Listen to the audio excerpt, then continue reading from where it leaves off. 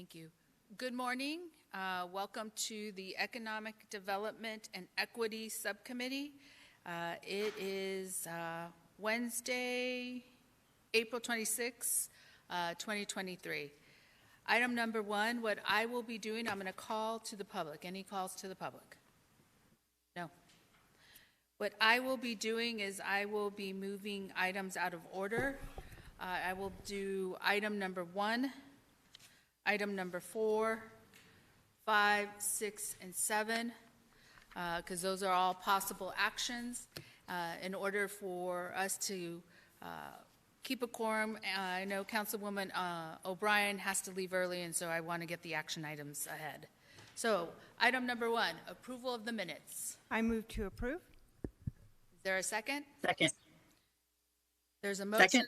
There's a motion and a second. All those in favor, please say aye. Aye. Aye. Those not in favor, the ayes take it. Item number 4, Levine Public Infrastructure Reimbursement for IDM Properties. Madam Chair and members of the subcommittee, for item number 4, we have Community and Economic Development Director, Ms. Christine Mackey, coming to the table, along with Nathan Wright, who's Deputy Community and Economic Development Director. Thank you. Good morning, Madam Chair, members of the subcommittee. We are excited to be here with you today to talk about additional development along the Loop 202 Ed Pasteur South Mountain Technology Corridor. This is additional development coming into this area and providing opportunities to provide public infrastructure to allow quality jobs to come into the Levine area.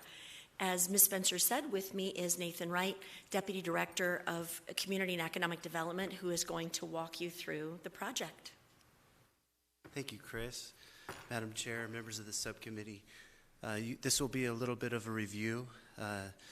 You'll remember back in December 26 of 2019, the Congressman Ed Pasteur Loop 202 freeway opened just in time for a global pandemic. All 22 miles of this freeway are within the city of Phoenix, and before it opened, we recognized it as our newest employment corridor, the South Mountain Technology Corridor. And since that time, we've seen thousands of single-family and multifamily units that have broken ground. There's been thousands of square feet of retail and commercial that has also been announced and is under construction. And at full build-out in this corridor, we expect 50 to 80,000 jobs. And what's really interesting, before the freeway opened, we studied the workforce migration, and we found that 60% of the West Valley workforce travels to other parts of the region for their jobs, making this an ideal location for a company to come in and be close to their workforce. What do we mean when we say South Mountain Technology Corridor? We're talking about high-wage jobs in advanced manufacturing and technology, corporate campuses and business parks similar to the Cotton Center, the semiconductor industry and their supply chain. This is ideally located between Intel and TSMC, two of the world's largest manufacturers. Aerospace and defense, advanced business service. As office comes back, we feel this is a great area for office campuses as well. And emerging technologies. We've pitched this area to multiple companies, including EV, solar, and battery companies. How have we been out promoting this corridor? We've worked to promote this to our existing businesses that are looking to expand. We've been around the world promoting this to site selection consultants at industry shows and conventions, as well as at our local brokers in town. Direct marketing to companies, as well as recruiting quality community-minded developers that we will speak to you guys about a couple of those today. Our partners at ACA and GPEC, they have been taking notice, and they'll come to us now with companies that they think are a good fit for the corridor. Just to clarify, we are doing this presentation as for 2 separate items.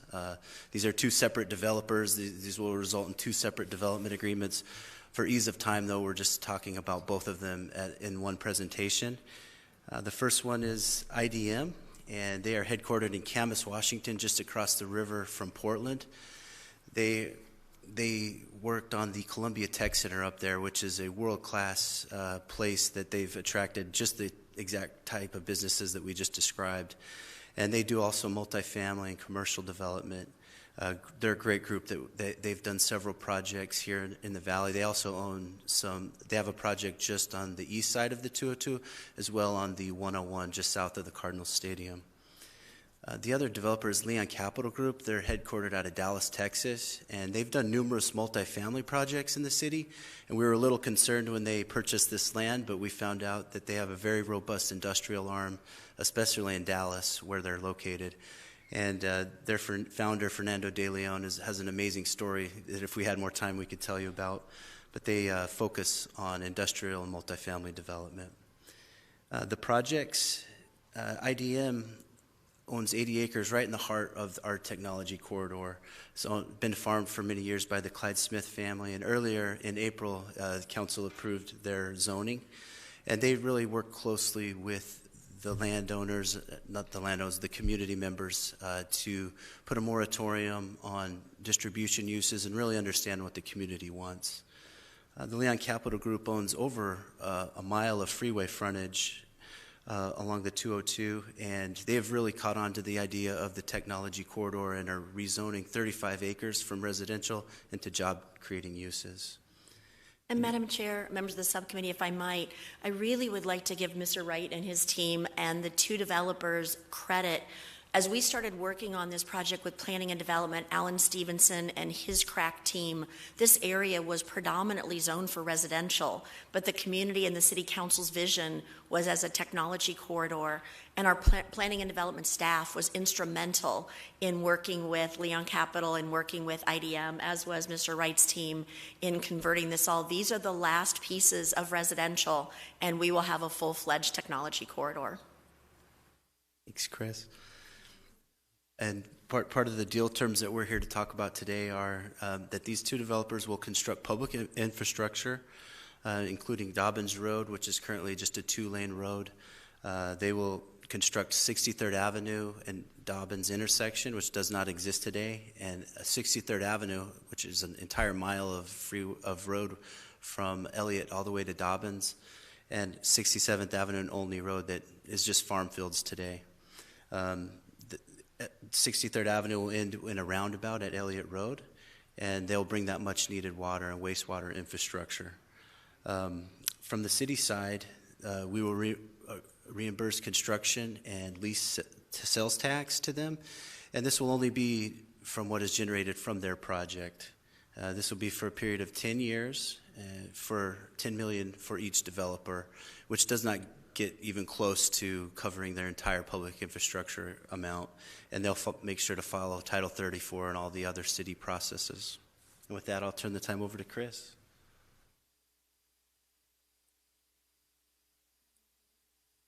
Madam Chair, members of the subcommittee, with that, we will be happy to take any questions that you have. Should you choose to make a motion, we will need you to motion on each item separately. IDM is item 4, and Leon Capital is item 5 on your agenda. Just for expediency, we combine the two projects into one, as Mr. Wright stated. Got it. Any questions? Go ahead. Thank you, Chairwoman. I just want to say thank you. This is very, very, very exciting. I know that you two have both worked very closely with Leon Capital and IDM, and as Nathan, you said, years of the vision of the South Mountain Technology Corridor. It's finally coming to life, and I think, the residents are very, very excited.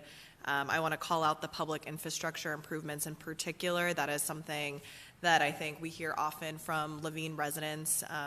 Given the fact that that's such a rapidly growing area, I think some of the public infrastructure hasn't necessarily kept up, and so it's really great to see the city and the developers working together to make that happen. So I'm thrilled about this, and just want to thank you for all of the hard work that you've done. Well, I have a public comment. So, and it's comboed because it's item 5. So Carmen Terrell, and I have Carmen Terrell, why don't you just tell us where you stand on item 5, 4 or 5? Chairwoman Pastor, Ms. Terrell is not online at this time. Okay, I was just curious. There's mixed positions on here. So, good. It's exciting. It's an area that has always been agricultural and farming, but it's obviously evolving and changing to where it is today and is needed.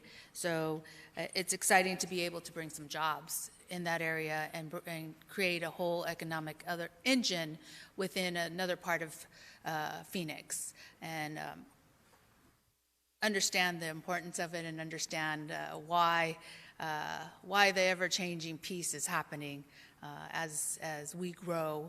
I hope there's a small space of dedication for those agricultural families because they were here, they were the heart of that area for a very long time. So it'd be nice to see a space, an open space for honoring those agricultural families within that area.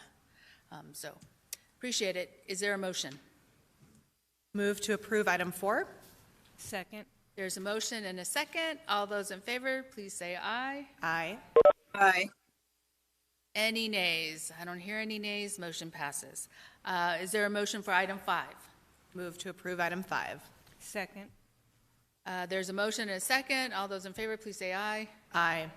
Those Aye. not in favor? Don't hear any. Motion passes. So we are now to, which is this moving this meeting along. It's perfect. Item number 6. Chairwoman, on this item, we have Director Mackey will be present for this item, and also joining Ms. Mackey is Aubrey Gonzalez, who's our Assistant Housing Director.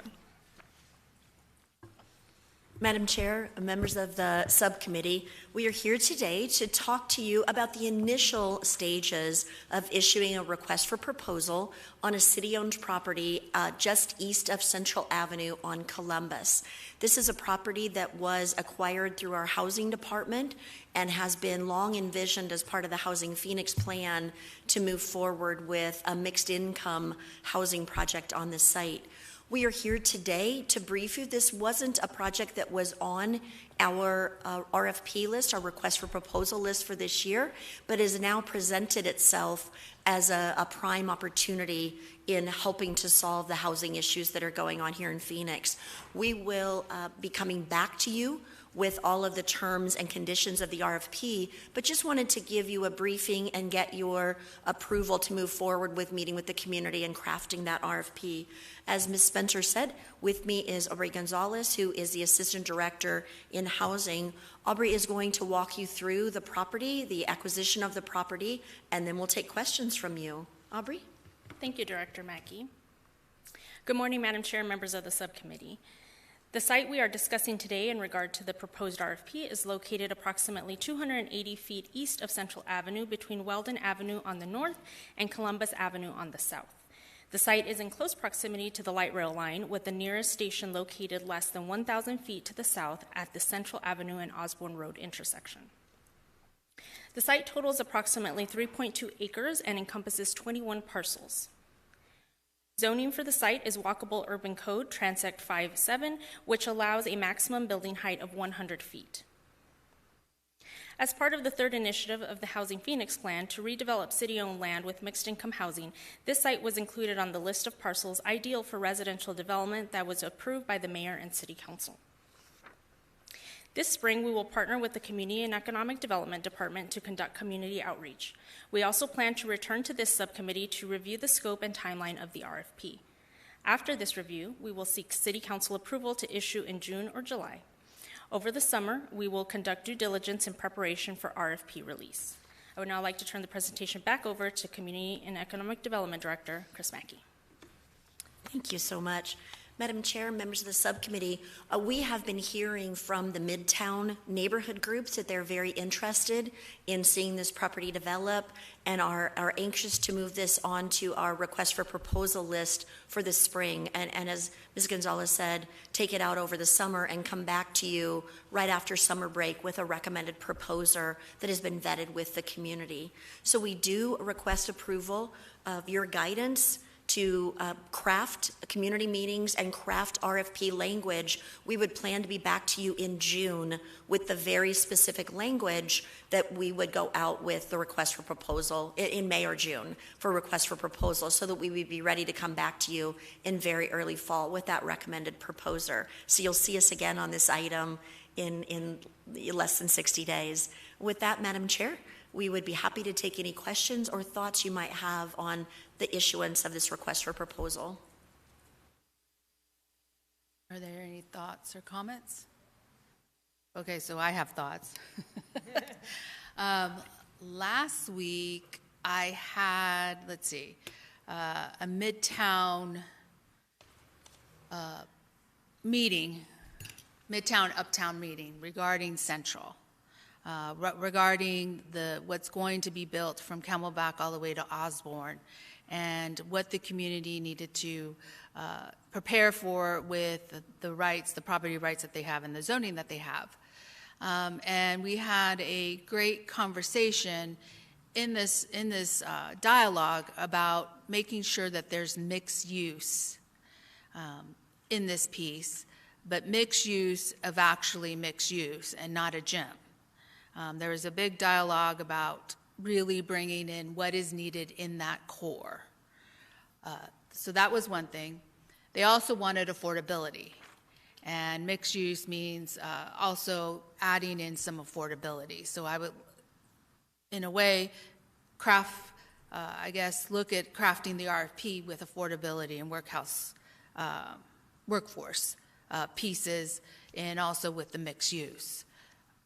They also want, and I know it's off of Central, but they also want to make sure that the TOD the WU code is playing its part in that area of walkability, pedestrian activity, and so that would probably be another item to look at. This parcel has been wanted by many.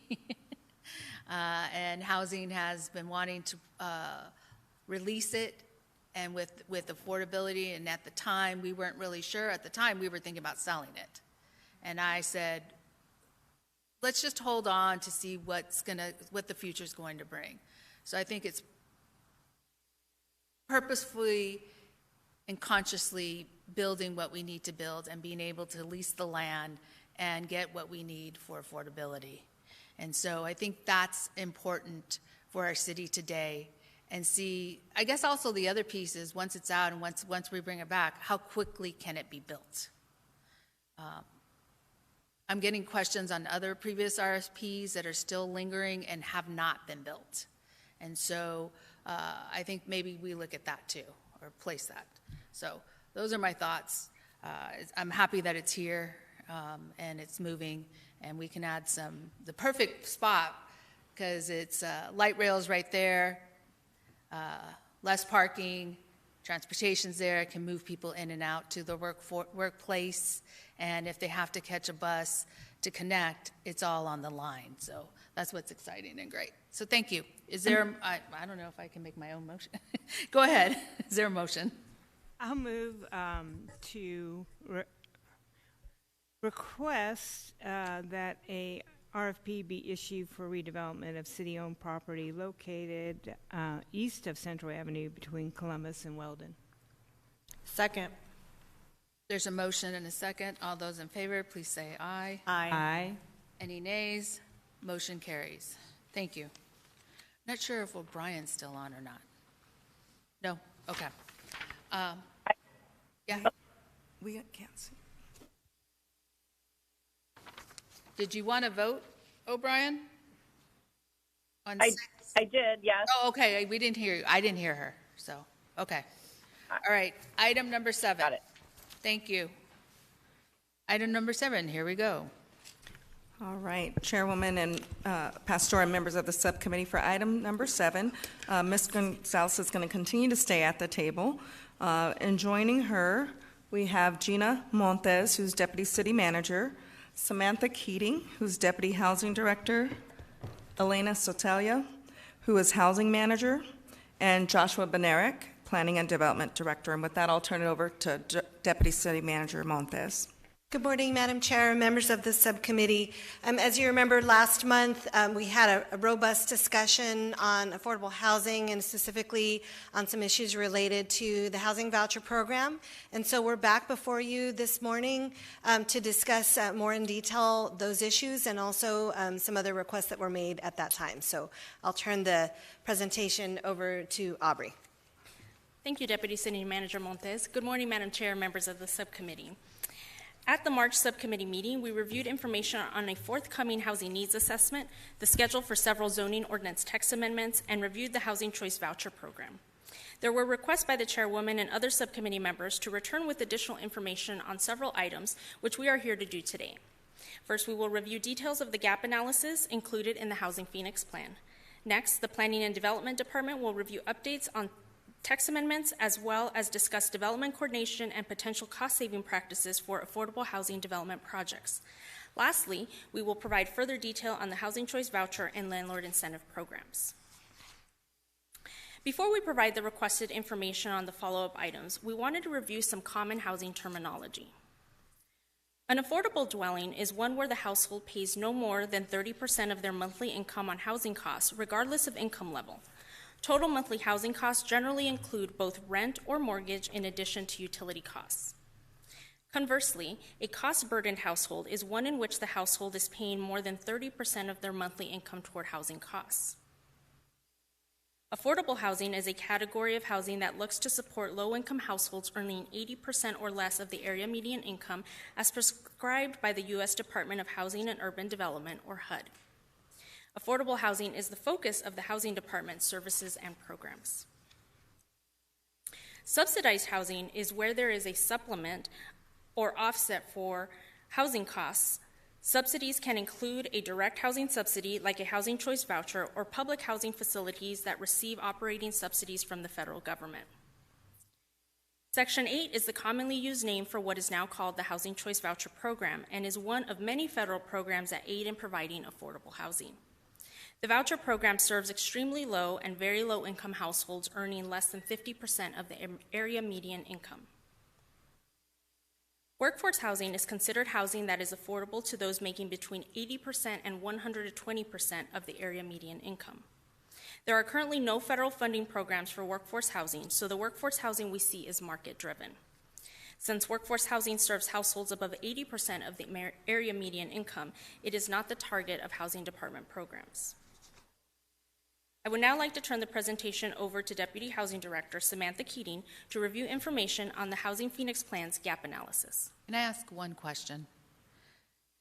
Workforce housing, you stated that it was market-driven. What does that mean? Madam Chair, members of the subcommittee, because it is 80% to 120%, HUD does not fund workforce housing, dedicated funding for that. So what we see in the market, it tends to be naturally occurring. So as other new construction is developed, other properties will become more affordable to that tier level of workforce housing. Okay, the reason why I'm asking is because what I've been hearing in areas that we have been being built by the private market is that, we're incorporating workforce housing. So are you saying workforce housing is driven by the market? So if I have a new housing piece that I'm thinking of right now, which they had stated, this will be workforce housing. And then when we got into the technicalities of it, it wasn't technically workforce housing. It was affordable enough for like nurses, firefighters, police, teachers, and it wasn't technically workforce housing. So I think there has to be a distinction when people are speaking about workforce housing.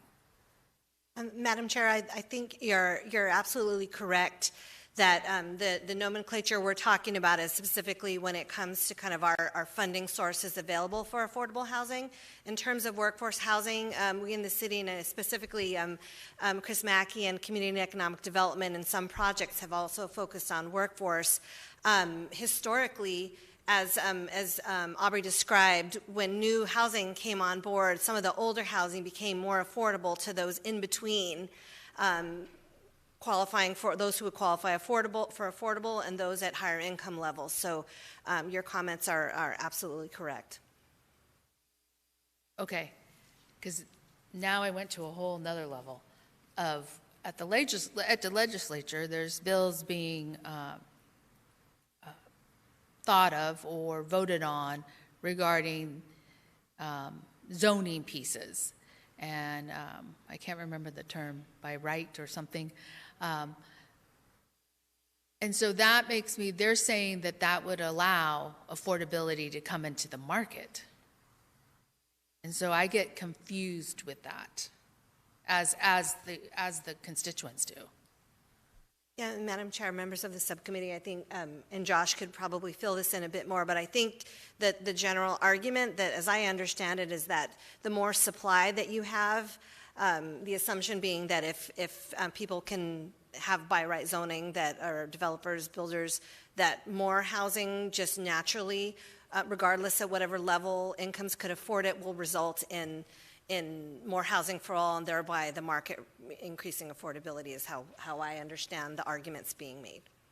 Unless Josh has, if you had anything else to add. Madam Chair, no, Deputy City Manager Montez's summary is accurate. Okay, thank you.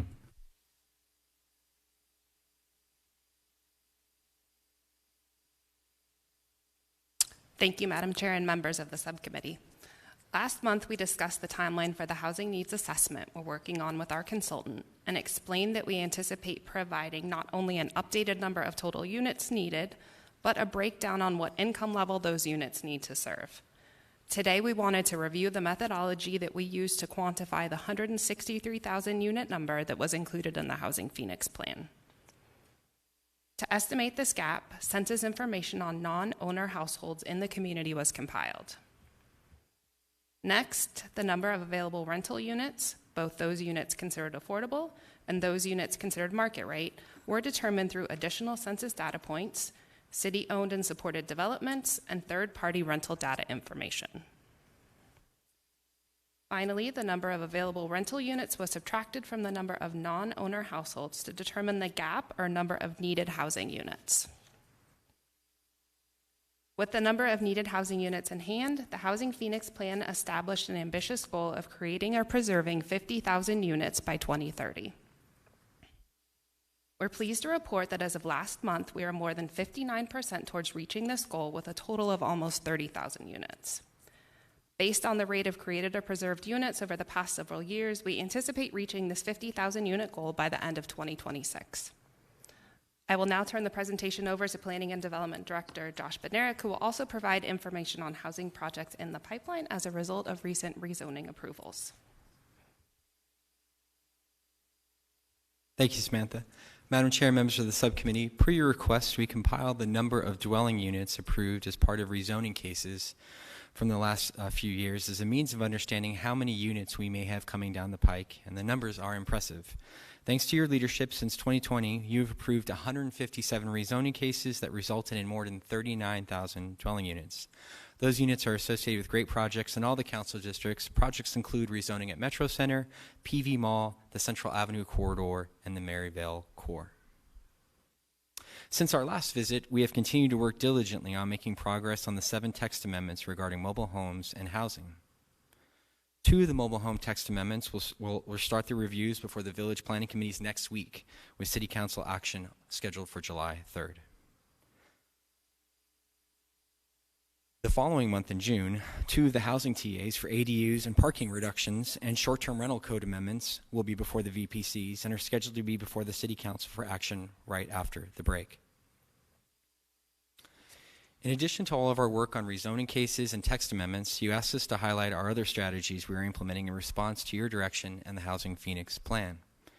We coordinate monthly with the Housing Department on a variety of topics. This coordination was extremely beneficial for ensuring that projects applying for this year's cycle of low-income housing tax credits receive the necessary sign-offs from the City of Phoenix. We are excited to have positioned all of the Phoenix applications for LIHTC that reached out to us this year. The housing and PDD teams regularly coordinate to assist and prioritize active housing projects, affordable housing projects under review with our designated review teams. Lastly, you asked us to evaluate what a program would cost where we waive, reimburse, or reduce review and permit fees for affordable housing projects. We have 20 active projects and looked at 7 to get an estimate on the fee cost. Those 7 projects had an estimated total for review and permit cost of a little more than $2 million. The average fee per project was a little more than $300,000.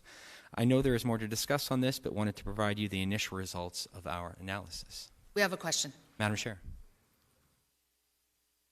I recall last time we talked about trying to, for lack of a better term, subsidize affordable housing. I know as a department you can't just waive the fees like they did in Glendale, but I still would like, and I reviewed the proposed budget yesterday and I saw that there was no money set aside, and I still want to advocate for that because I think that would be a very useful tool incentivizing affordable housing.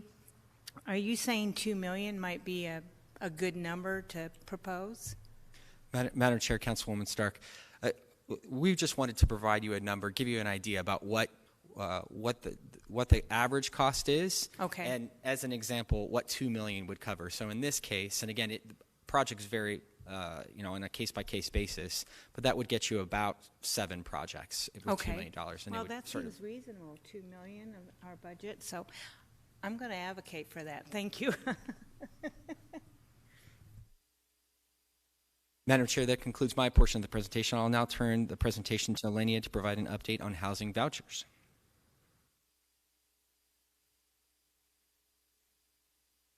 Thank you, Madam Chair and members of the subcommittee. To recap, the Housing Department created the Landlord Incentive Program to help increase housing opportunities for Phoenix Housing Choice Voucher HCV holders in response to Initiative 7 of the Housing Phoenix Plan. The Landlord Incentive Program provides a one-time $2,000 financial incentive payment to landlords that execute a new Housing Assistance Payment or HAP contract. The incentive is per HAP contract, and an owner can be eligible for more than one incentive if the owner leases multiple units. The landlord's use of the incentive payment is not restricted, and the landlord has the discretion to utilize the $2,000 to their choosing. The one-time incentive payment is separate from the ongoing monthly rental assistance payments paid to landlords on behalf of a participant in the voucher program. Of the approximately 2,000 landlords participating in the Housing Choice Voucher Program, 660 have received an incentive payment through the Landlord Incentive Program. One thing to note is that many of the landlords who have not received an incentive may have already leased their unit or units prior to the inception of the Landlord Incentive Program. The Landlord Incentive Program is currently funded via city-allocated American Rescue Plan Act, ARPA funds, and funding is expected to be fully dispersed by next summer, 2024. The U.S. Department of Housing and Urban Development, HUD, does not currently provide separate funds for these type of lease-up activities. The Housing Department is engaging in continued discussions to identify and advocate for long-term funding opportunities, including conversations with HUD, industry groups such as the National Association of Housing and Redevelopment Officials, lobbyists, and other industry partners.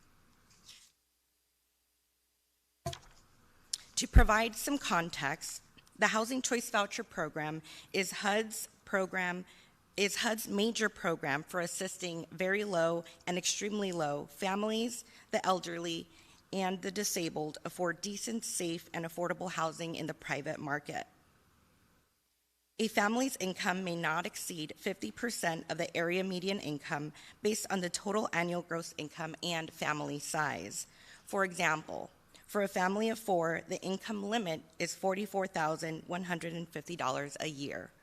With the voucher, a participant is free to choose their own housing in the private rental market. Participants generally pay 30% of their monthly household income towards rent and utilities, and the department pays the difference as a monthly rental subsidy payment to the landlord. I will now share the breakdown of the Housing Department's overall Housing Choice Voucher allocation, which totals 7,355 vouchers. With most of the allocation, the first row shows the Housing Choice Vouchers, which are the regular tenant-based vouchers many think of when we talk about the voucher program, at 5,721. The next row shows Rental Assistance Demonstration, or RAD vouchers, which are a type of project-based voucher for former public housing units to preserve their affordability, at 542. The next row shows the Veterans Affairs Supportive Housing, or VASH, vouchers, a referral-based program for veterans that relies on direct referrals from the Phoenix VA, at 903. The Family Unification Program, FUP vouchers, are the next row, which are also a referral-based program for families for whom the lack of housing is a primary factor in their separation, and for youth ages 18 to 21 who left foster care at age 16 or older and lack adequate housing. Referrals are received directly from the Arizona Department of Child Safety, DCS, with 189 vouchers, which rounds out the overall allocation of 7,355 total vouchers. HUD also allocates and funds special purpose vouchers, such as the Emergency Housing Voucher EHV program, separately from the overall HCV allocation.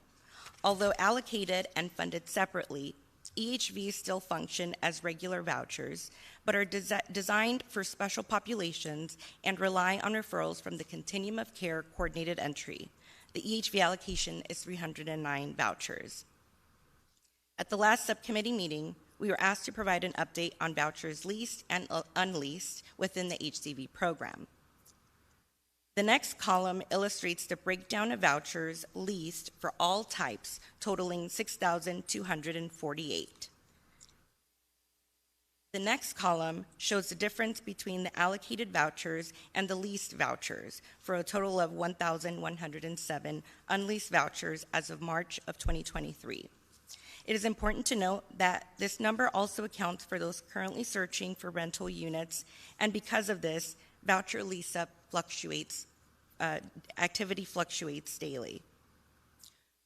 For EHVs, the number of leased vouchers is 353, and the number of unleased vouchers is 37, of which we anticipate reaching maximum lease-up for this special purpose voucher within the next several weeks. Annually, the Housing Choice Voucher Program receives a budget authority based on congressional appropriations and several other variables, including prior year activity and economic conditions. With a set amount of budget authority and a set number of vouchers, the department issues and leases throughout the year. However, leasing 100% of regular tenant-based vouchers is unfeasible because the price we pay per voucher determines the number of vouchers that we can utilize. For example, if the HAP budget authority is $10 million with 1,000 vouchers, and the average subsidy is $10,000 annually per voucher, we can utilize 1,000 vouchers. If we increase the subsidy to $10,000 annually per voucher, $15,000 annually per voucher, if we increase the subsidy to $15,000 annually per voucher, we can only lease 2/3 of those vouchers because the $10 million is the maximum budget authority.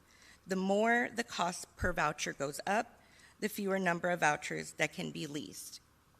In Phoenix, due to skyrocketing rents, the department's current payment standards, which is the maximum subsidy we can pay a landlord on behalf of a voucher holder, is 120% of the HUD-published fair market rents. The higher payment standards allow us to keep pace with the rental market rates and increase the pool of units available to voucher holders seeking housing, but also limits the amount of vouchers we can lease with our set budget authority. Therefore, the department consistently must balance between our budget authority and our voucher utilization. Last month, we were also asked about the voucher term, which is the time provided for a voucher holder to search for housing after being issued a voucher. As previously mentioned, HUD requires a minimum of 60 days for the voucher search term. The Housing Department provides participants with 180 days to search for housing. The table on the screen illustrates the voucher terms for other local public housing authorities in Arizona, which range from 60 days to 180 days if extensions are granted and/or for specific populations for these housing authorities. In Phoenix, all households issued a voucher receive 180 days upfront to secure a rental unit. I will now turn the presentation over to Aubrey Gonzalez, Assistant Housing Director. Madam Chair, members of the subcommittee, we have appreciated the opportunity to discuss affordable housing efforts, Housing Phoenix Plan updates, and the Housing Choice Voucher Program with the subcommittee over the last few meetings. To summarize, for the Housing Phoenix Plan, we have reviewed several key initiatives, including planned zoning ordinance text amendments, and discussed how we plan to update our housing needs assessment to determine our current need for housing. We have also had the opportunity to provide an overview of the Housing Choice Voucher Program, discuss the benefits of the Landlord Incentive Program, and look at potential strategies to increase unit lease-up, like increasing the landlord incentive payment or considering the addition of housing navigators. Overall, we feel Phoenix is competitive with other municipalities as we provide 180 days to search for housing, provide a landlord incentive as leverage during the search process, and have raised the payment standards to provide voucher holders an increased pool of units in the current private rental market. This concludes our presentation, and we are open to any questions at this time. Questions? Go ahead. Thank you. Thank you all so much for the presentation. Most of my comments and questions are regarding the text amendments. I guess to start, I think one of my biggest worries is that similar to the walkable urban code and micromobility, that a drawn-out public process may result in piecemeal policies where, affluent areas who may have a little bit of louder voices will get to opt out of zoning updates while solving the weight of our housing crisis could end up with the south and west sides of our city. So I just want to make sure that staff are very prepared to speak to what these text amendments do and what they do not do, and we're able to very clearly articulate that to abate any misplaced fears that might exist. I think there's a lot of otherism that comes and are used in talking points of those who maybe don't want to see density in their areas. The idea that height brings crime, that residents of affordable housing projects are undesirables, and that eliminating parking minimums is going to create this flood of projects with no parking at all, and everyone's going to be parking on their neighborhood street. So I think those are the most common misplaced and maybe fears that I hear that I just want to make sure staff is very prepared to speak to, and I know you are, but I just expect to hear those.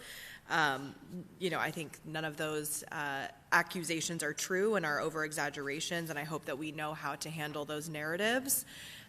Regarding my questions, my first one is on the mobile home text amendment. I'd like to better understand what modernizing these standards will accomplish in terms of preventing future evictions or making it easier to move mobile homes.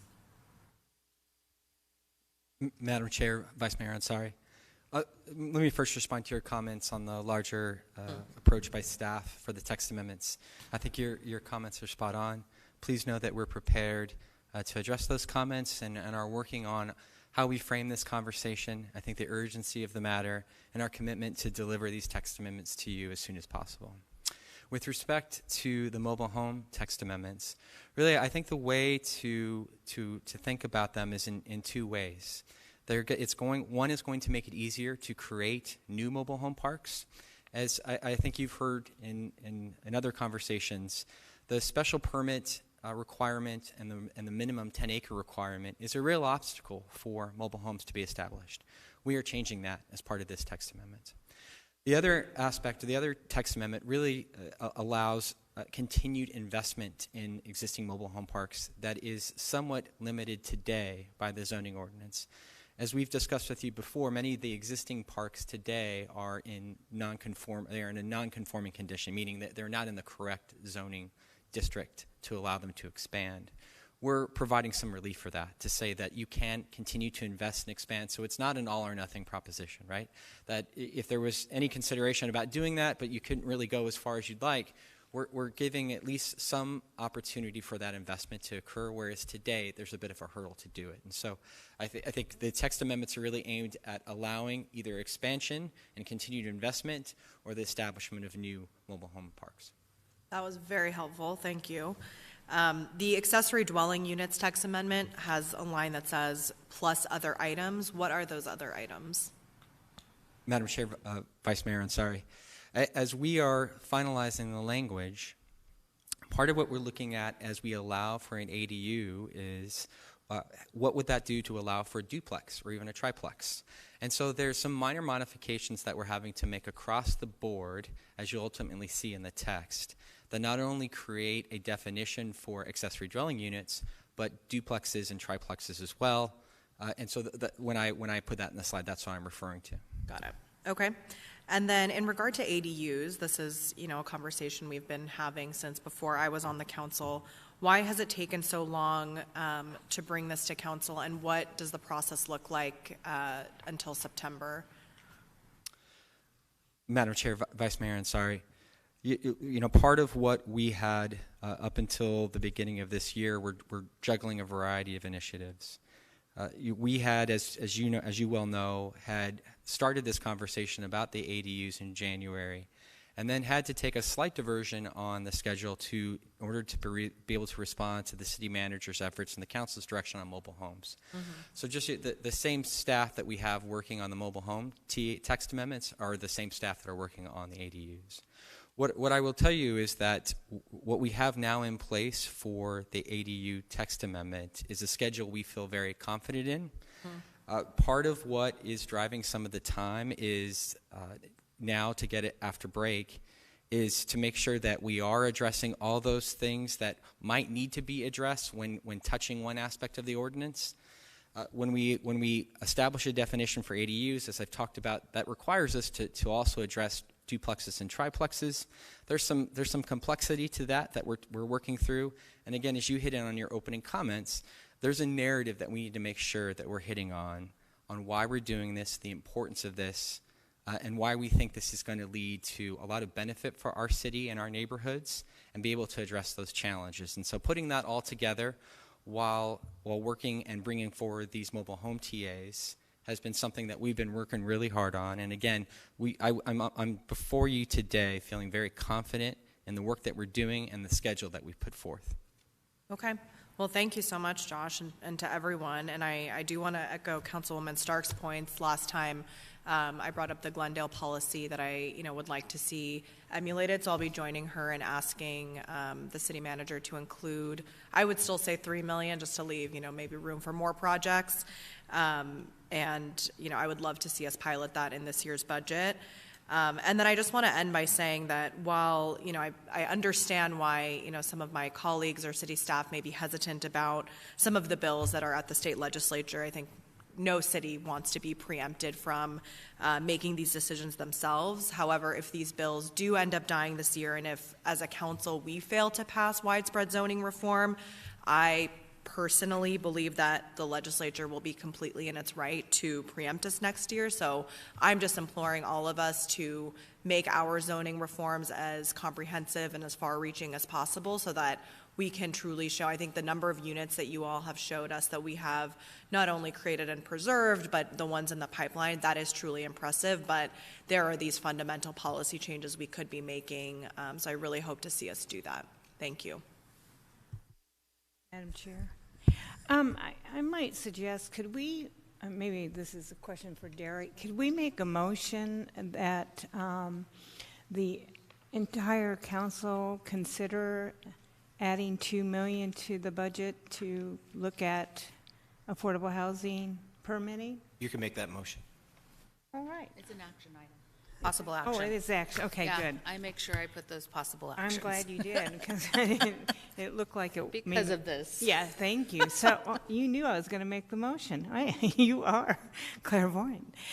So I would like to make a motion that the the full council consider adding $2 million to the Planning and Development Department to help with affordable housing projects, with permitting, site plans, whatever you see fit, Josh, as far as the funds.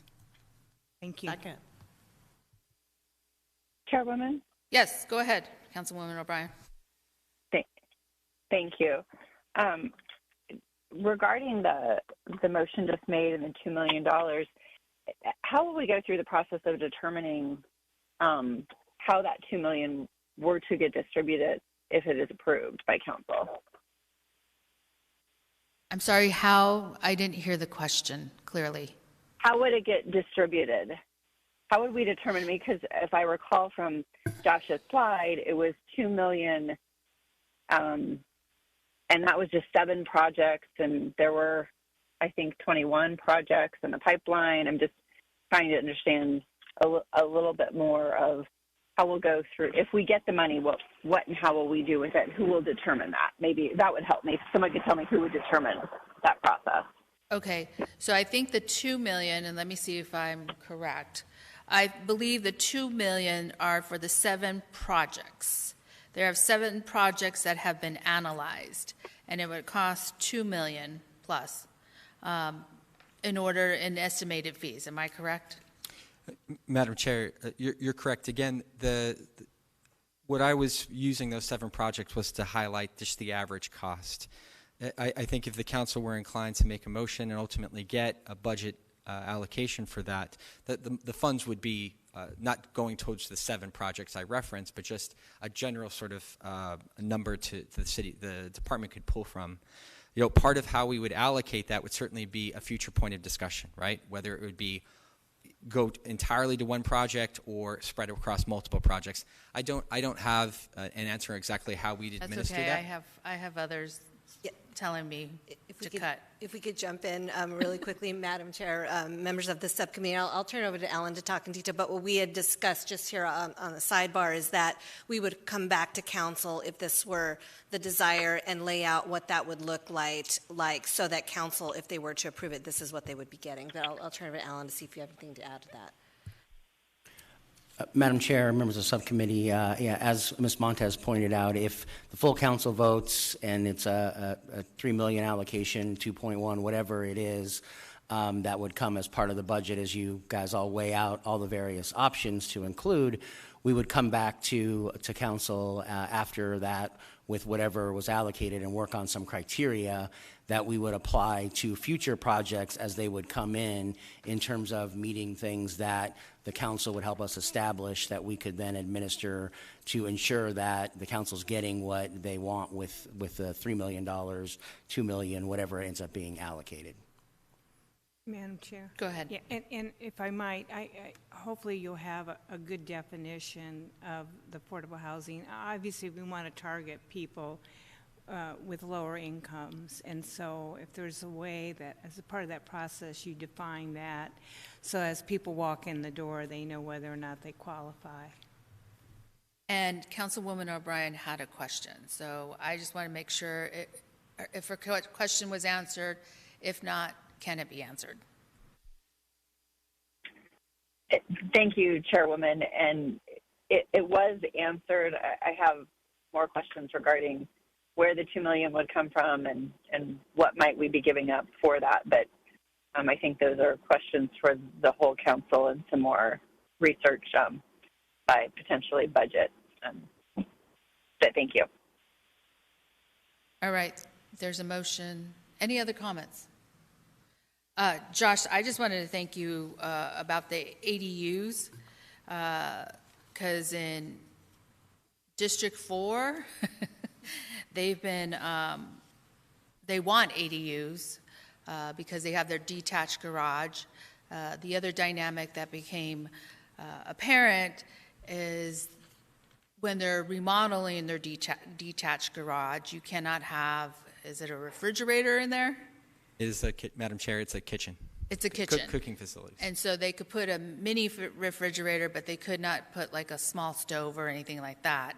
And that has been a lot of dialogue within the historic district.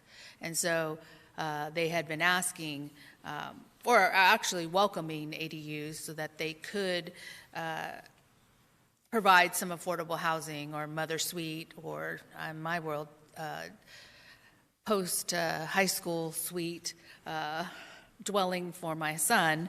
And so I'm glad that we're able to get to this space and be able then to do it quickly the way we did. The other piece is that I believe you have a strong understanding of what is happening at the legislature, and we do have to move quickly, or else we will be preempted, and it's pretty evident.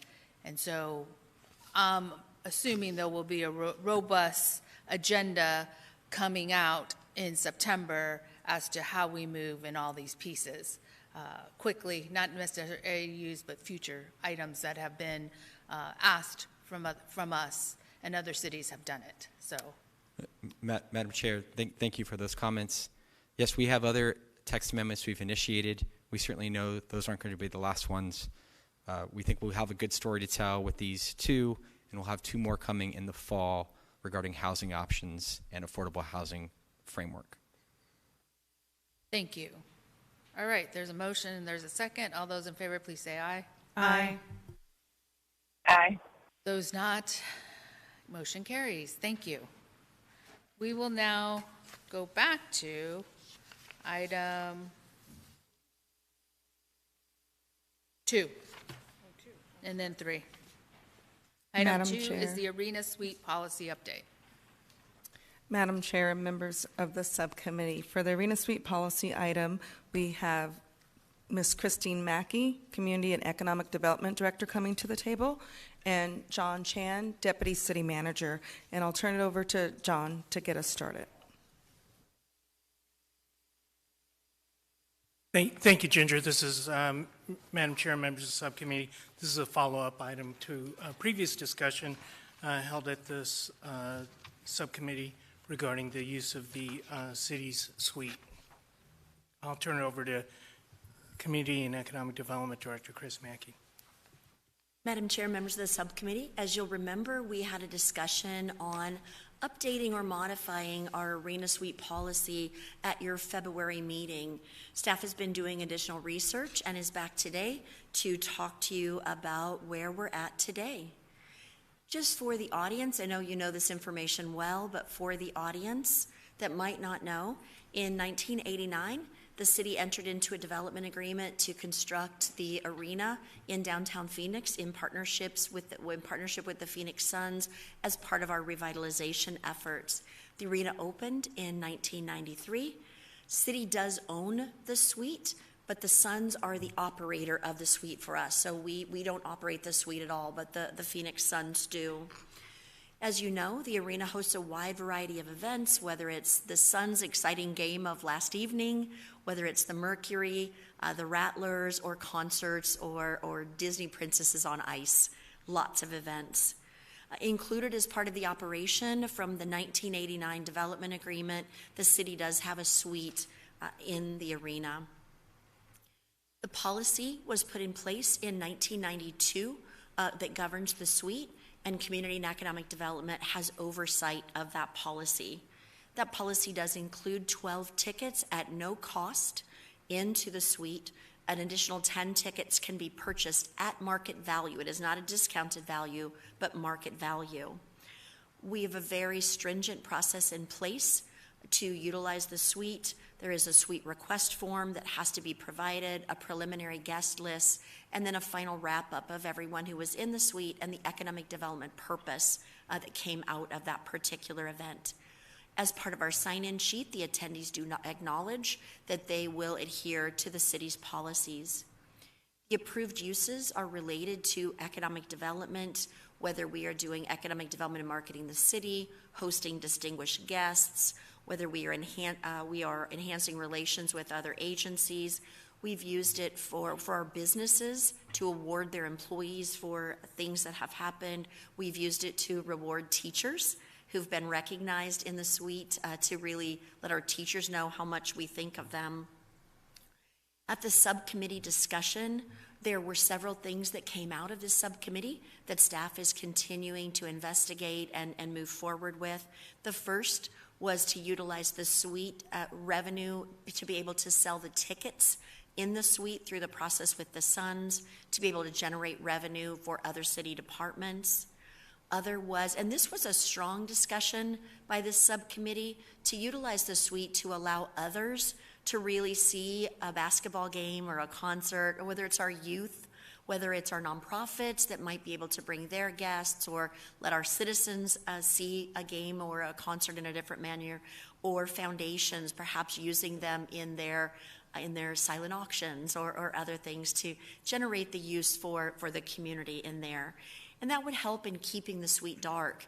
And what I mean by dark is there's a limited number of times that community and economic development uses the suite.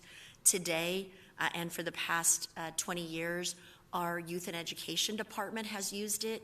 Community and economic development does sponsor their soda and popcorn, so the youth don't feel like they aren't enjoying it like everyone else is. And most recently, they used it for a concert of someone I still don't know the name of. I'm going to date myself. I don't know the name of the artist, but we understand they really enjoyed themselves. Market the suite to private sector to generate revenue for economic development purposes, and I'll talk you through how we would work, how that would happen. And then that also came out of the subcommittee and strong discussion around here was to continue to utilize the asset for economic development opportunities, showcasing it to companies or existing companies or new companies that we would be marketing to come into Phoenix.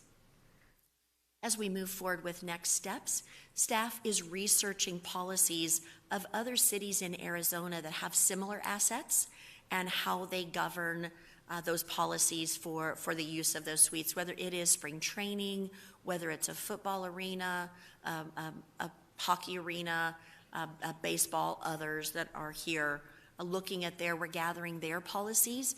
Mr. Chan and I are discussing those and looking at ways to incorporate any best practices that we can find there. We have an ongoing discussion with the Suns. It is, when we look at marketing the tickets that we have in our suite, the city does not just market those tickets and sell them to the highest bidder and collect the revenue. There is a process that involves the Phoenix Suns. It goes into a pool of all of the suites with the Phoenix Suns, and they market those, and then we share in the revenue that's created by those. So we've been talking to Mr. Marchetta, who oversees that activity, and are able to incorporate that into our policy. We're working on timelines that they would need to know in advance that we would not be using our asset. And that is particularly important for economic development. We will often have a company who is considering Phoenix as a potential expansion opportunity, and we'll get a call from one of our economic development partners, be it the Commerce Authority or the Greater Phoenix Economic Council or local site selectors, asking if our suite might be available on, I'm making up a date, Thursday. But if we've already put that into the pool and dedicated it to another use, it wouldn't be available. So it's just something to keep in mind as we think about that policy. And then learning from the Suns, they are providing us information on how the revenue split would be from anything that was sold. And it's also important to note in priority order at which they sell, they focus on utilization of the suites. And then as discussion was by the subcommittee, we are really focused on adding to our policy about the utilization by our foundations and nonprofits to allow our citizens to really get a chance to see these events in a different venue, whether, as I mentioned, whether it's the Suns or the Mercury or the Rattlers. And if you've not been to a Rattlers game, I understand that they're incredibly fun.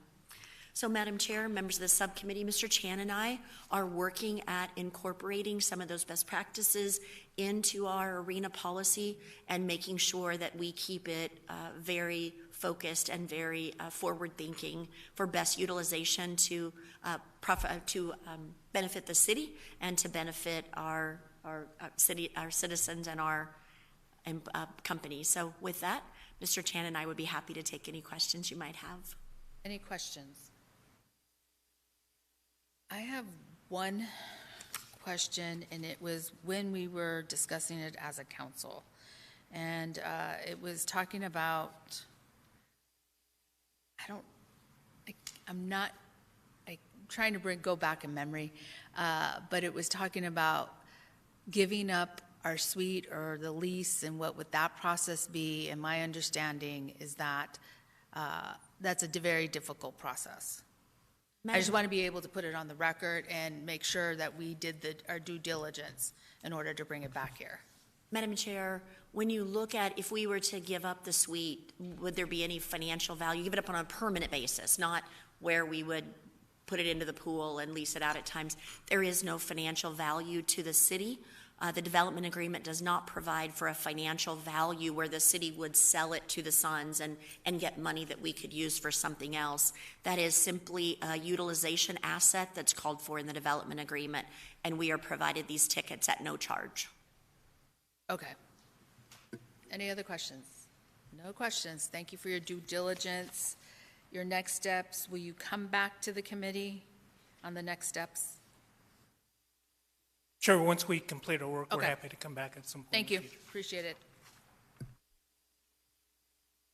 The next item is item number number 3. I have a conflict, so Councilwoman Ansari will be leading this discussion.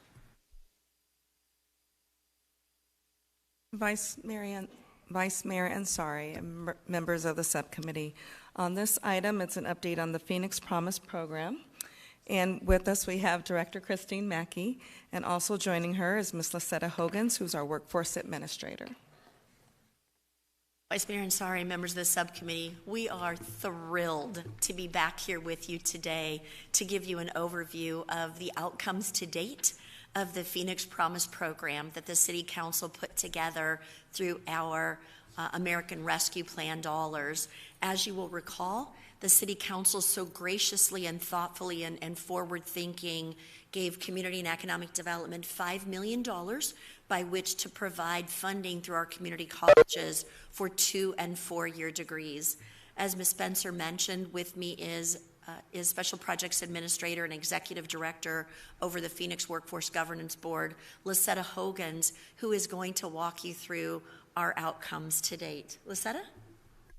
Thanks so much, Chris. Madam Chair, members of the committee, as Chris shared, we're really excited to be able to provide this update to you about Phoenix Promise. We've got a lot of feedback from the community that's been a very appreciative program. I want to start off by sharing that some background on the Phoenix Promise program.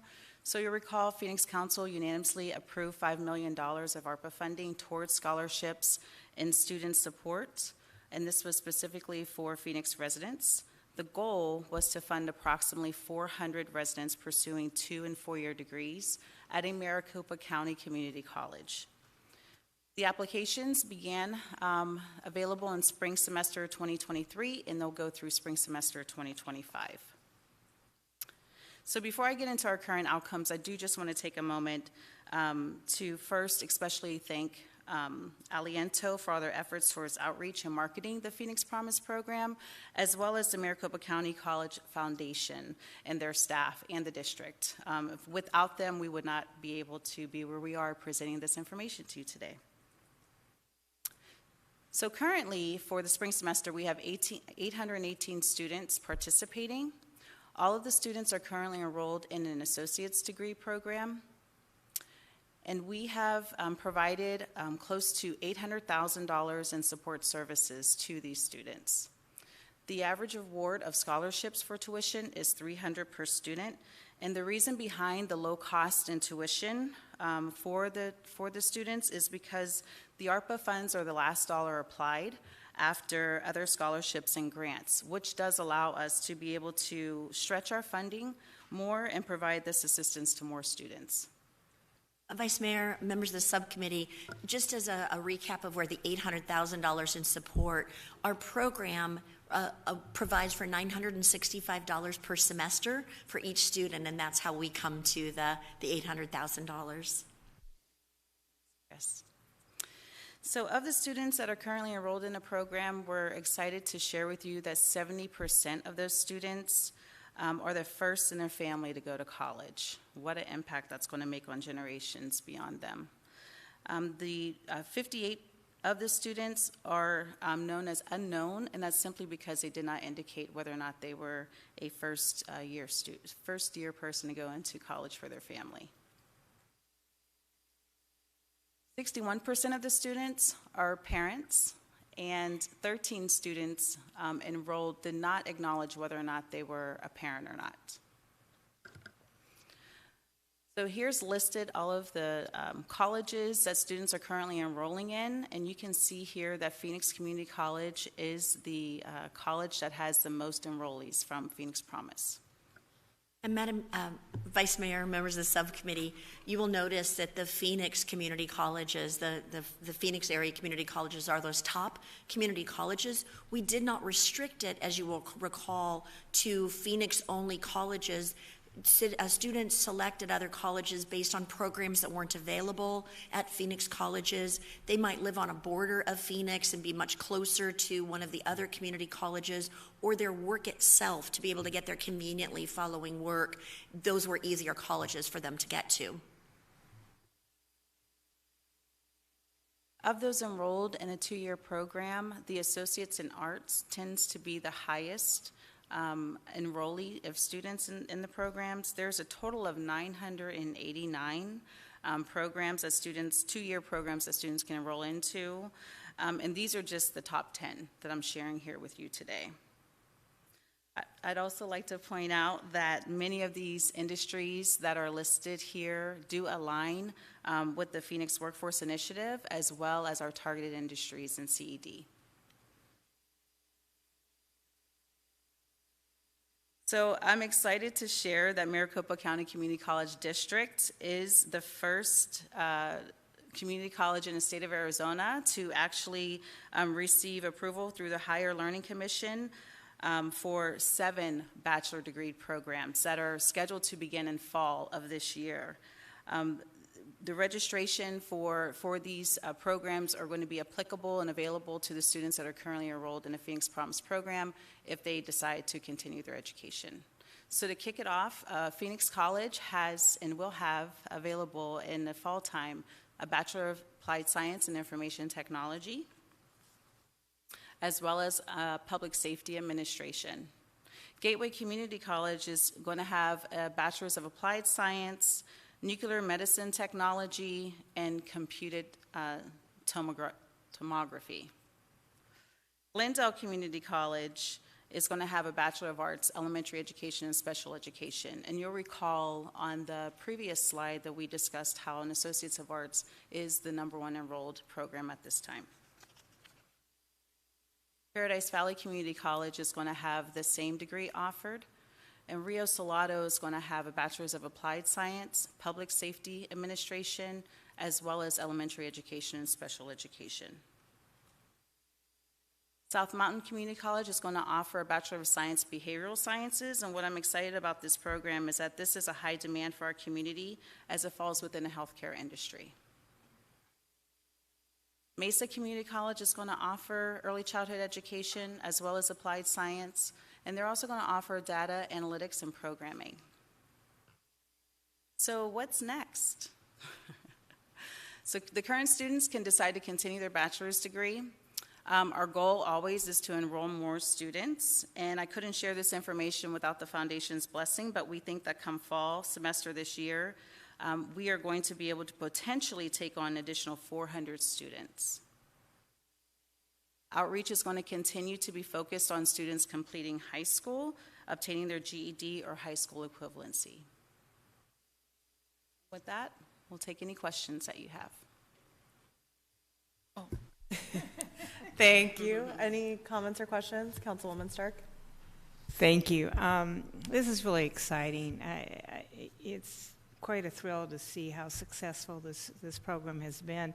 I only wish we had set aside some money for the trades as well. I was talking to a young man at an event on Saturday, and he was enrolled in UTI, learning how to become an auto mechanic. It's not easy these days because you open up the hood and it's pretty much a computer under there. So if we ever have a chance, I would like to look at that as well. But thank you for this.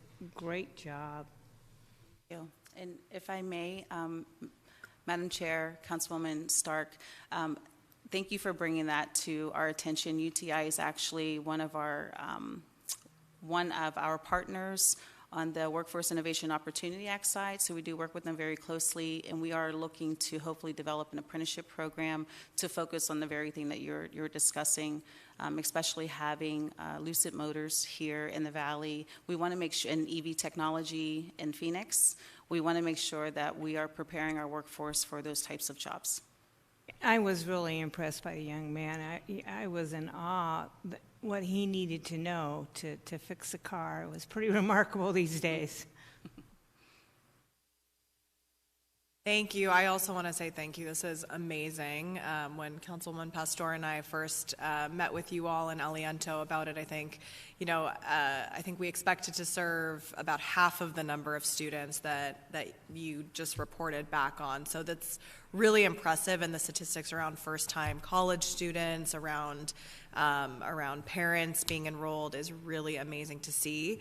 One question I did have, we had talked about longevity of the program. Obviously, this funding source is limited to ARPA, and I remember in one of our conversations we had talked about this vision of doing a meeting with school districts and with nonprofits and showing, now we can show the success of the program and pitching others for long-term funding. Can you talk a little bit about maybe what has been done in that area or what you're looking to do? Sure. So the foundation has made that their number one priority to begin to look for other means of funds to be able to continue what we've started here with this program. Great. Well, let us know how we, Chris. Vice Mayor, we Lisetta Hogan's Gretchen Wolf and I, it would be remiss to not mention Gretchen Wolf and all of her work in the intergovernmental agreement with the foundation. We'd love to see this continue, so we are going to work diligently with all of you to find private sector funding to continue this program. It is, Lisetta and I had the privilege of being both on Phoenix College and Gateway Community College's initial meeting. It was a virtual meeting. We got to be there with the students while the presidents welcomed them to the college. There wasn't a dry eye on the 20th floor by the time that welcome was over. So it's us who owes you a debt of gratitude. You created a very thoughtful program that we staff now need to, working alongside you, and the council need to figure out how to continue. This is a very viable, very worthwhile program that we are thrilled with, as if you can't see. Well, that's awesome to hear, and we're obviously all here and ready to assist in however way we can. One other, idea, suggestion that I have, or something that's coming to mind, we've been doing a lot of work with our refugee communities as well, a lot of the programs that you've been running, and there's a lot of new refugees from Afghanistan who either they are very well educated and maybe their degrees haven't translated properly yet, or they want to shift gears. I do think this program could be really incredible for them as well. I'm not sure if they apply or how that would work, but just want, if that's not already a connection that's been made, I would love to, advertise it more to them as well coming this fall. Thank you.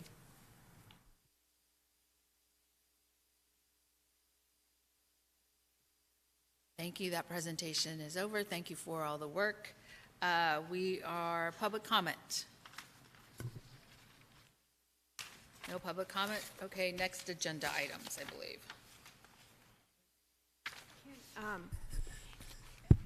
Could we get just, it doesn't have to be a presentation, but just an update on what happened with the Super Bowl? I know we had an event where we met with a lot of different businesses. I wonder if there were any promising leads from that. So it can be just a brief report. I don't know if we really need a presentation, but I'm just curious. We did a snapshot of the Super Bowl right after, and the intent is for them to come back. So yeah. Thank you.